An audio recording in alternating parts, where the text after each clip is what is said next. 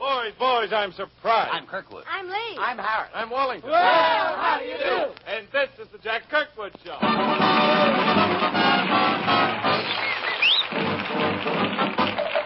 Hey, you! Are you listening?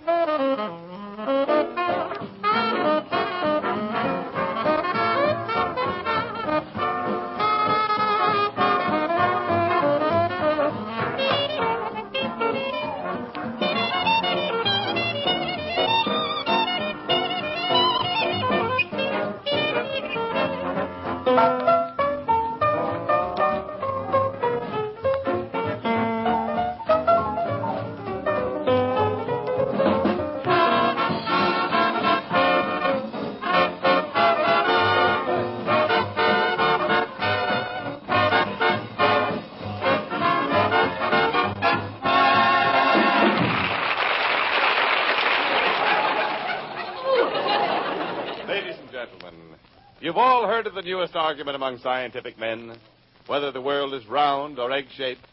Well, here's an egg shaped like a man who's been around too long, Jack Kirkwood. Thank you, Jimmy Wallace, and good evening, ladies and gentlemen. I was almost late again this evening. I stopped on the way over to see an old girlfriend of mine. Her name is Ann. Ann Nuts. Ann Nuts. No good either way. She sure is the skinniest dame I ever saw. Boy, what a figure. When we were kids, we nicknamed her Snake Hips on account of the way her hips rattled. Now, everywhere she walks, she's followed by sailors. They're sure a crap game is going on somewhere. But she really is a colorful character. She's the only girl I know who has blue eyes, brown hair, purple lips, and yellow jaundice. Very colorful. But don't get me wrong, she has plenty of S.A. That stands for sex appeal. You put a lot of sacks over her, she appeals to you. In fact, I finally put her into a sack and was heading for the river, but she kicked up such a row, I let the old cat out of the bag. Over here. And I'd like to go along at a steady pace tonight. I'd like to go along and steady you on your way home tonight. I'll need it. I'd like to go long and steady with Van Johnson, starting tonight. Well, Lily Lee, why are you always daydreaming about actors? Oh, I don't know. There just seems to be something so glamorous about them. Glamorous? Oh, yes, that's right. I'm an actor. I ought to know. All it takes is courage, ability, good contacts, an agent, a publicity man, and $3 in the bank. Why $3 in the bank? If I had any more, I wouldn't be an actor. You're silly. No, I'm Kirkwood. In the winter time, in the valley green, when the snow is snowing on the window pane, and the fat lady in the vaudeville rides lots of beat upon the windowsill. Very good. It's 4 different keys. We transpose a sight. Read and fake, too. Double the cotton patch. Do you mind if I go to work in this garter factory? I want a job that's a soft snap.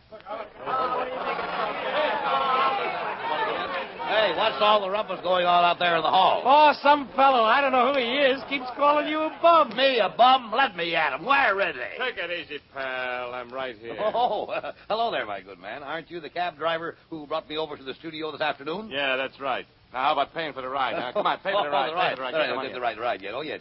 Say, how would you like to be on the radio? Can you sing? Sure, I can sing. Go ahead. And if it's Gaku.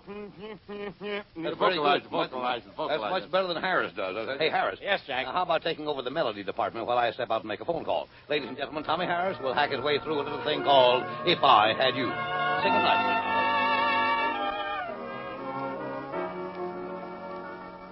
I could show the world how to smile. I could be glad all of the while. I could change the gray skies to blue if I had you. I could leave the old days behind, leave all my pals I'd never mind. I could start my life all anew if I had you. I could climb the snow-capped mountains, sail the mighty ocean wide. I could cross the burning desert if I had you by my side. I could be a king, dear, uncrowned, humble or poor, rich or renowned. There is nothing I couldn't do if I had you.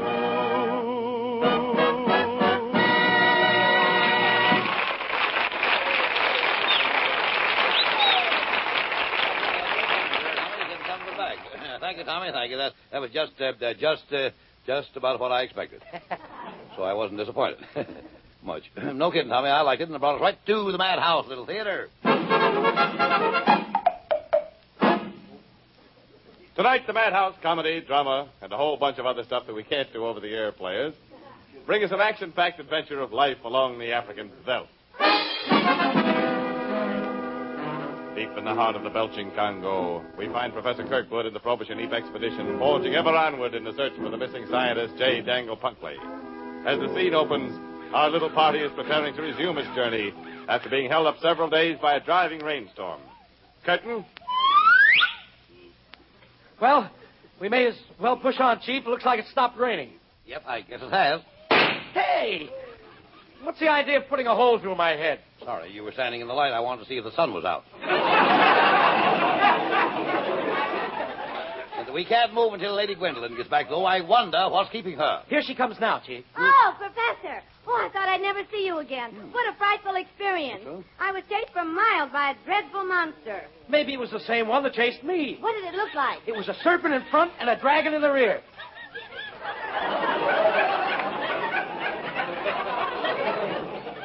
Well, maybe it had been on his feet all day. Gad, I wish I had some milk to drink. We haven't had any for months. Come on, let's get out of here. Got the camel started, Harris? Yes, Chief. Fine, give me a drag of it, will you? Come on, Chief. Let's find J. Dangle Punkley. What are you waiting for? Half-hour program. It's possible. You're right, though, Harris. Come on. Let's all look for some mint sauce. Mint sauce? What for? So we can take it on the lamb. I love it. 3 days later, we find our little group still trudging wearily through the jungle. Finally, realizing that they are getting nowhere fast, Kirkwood calls the expedition to a halt. Unable to control his temper any longer, Kirkwood speaks, his voice trembling with rage. Darn it. We'd better get started, Professor. Maybe somebody else will find J. Dangle. Say, that's right. Then we'd be out of a job, wouldn't we? Well, come on, folks. We might as well continue the search. Lady Gwendolyn, quit clinging to that vine. Well, it started swinging first. Hey, look. What? There's a big river up ahead. Where? Gee, that's full of crocodiles. Oh, we'd better make a detour, Chief. Oh, pish-tosh. They won't mind if we cross the river. They're probably very friendly. Watch. I'll just lean over the bank and wave my hand at them. Is he friendly? Sure. See, he's waving my hand right back at me. Well, let's make a detour. Oh, Professor, I'm disappointed. So I have a cook's tour. What's that? This is the first time I've ever seen you afraid. Me, why, I'm afraid of nothing. Nothing. But when it comes to something, that's different. I'll never forget my first expedition through these jungles. I was walking through the undergrowth, and suddenly a rubber tree snapped at me. Snapped at you? Well, I may be stretching it a little. Anyway, I was, reminds me. I was hacking my way along the trail. Hacking? Yes, I had a cough at the time. You know, I think I like those just as well as the ones they're telling this year. My, isn't this a pretty little clearing we're walking through? Not only that, it's the only clearing in the world with a door in it. Oh, look out. I've got a Hey, who are you? Just a little stocking. Wait a minute. What's a stocking joke doing in the middle of a jungle scene? Oh, I just thought I needed a good sock gag here. Chief, look. There's something moving in that bush. It looks like a boar. Anyone we know? Oh, never mind. I don't think we can milk that one any further. I sure wish I had some milk, though. Professor, what's that over there? Egad, it's a cow. It isn't a cow, Chief. It's a tiger. Don't be silly, Harris. I know what a cow looks like. You just aren't used to seeing a cow with stripes. They're different over here. This is our chance to get some milk. You stay here. I'm going over and milk her. Oh, boy. At last, we get some milk.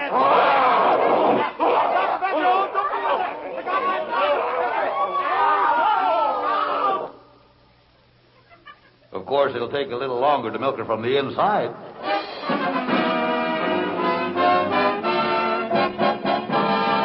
What will happen to our two courageous explorers? Has Kirkwood milked his last gag? And what about Lady Gwendolyn? How come she always goes along on these expeditions anyway? Almost every week we ask you these same questions, and you still don't know, do you? How could you be so dumb? Well, you just keep on trying. It's good for you.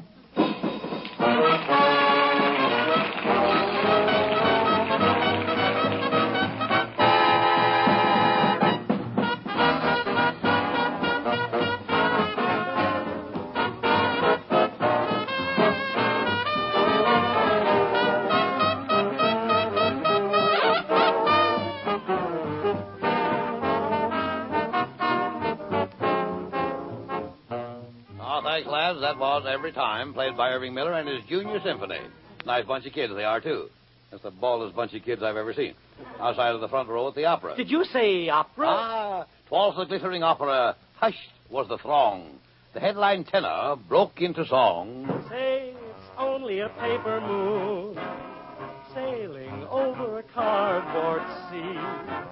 But it wouldn't be make-believe if you believed in me.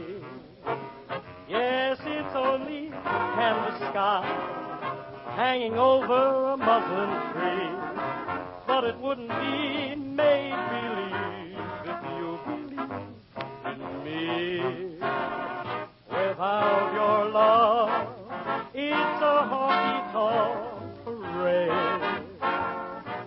Without your love, it's a melody played in a penny arcade.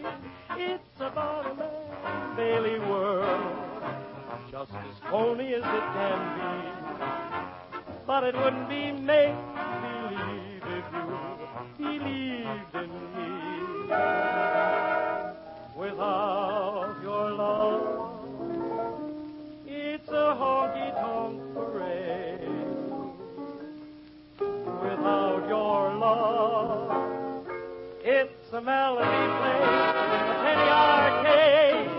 It's the Barnum and Bailey world, just as phony as it can be. But it wouldn't be make-believe if you believe in me.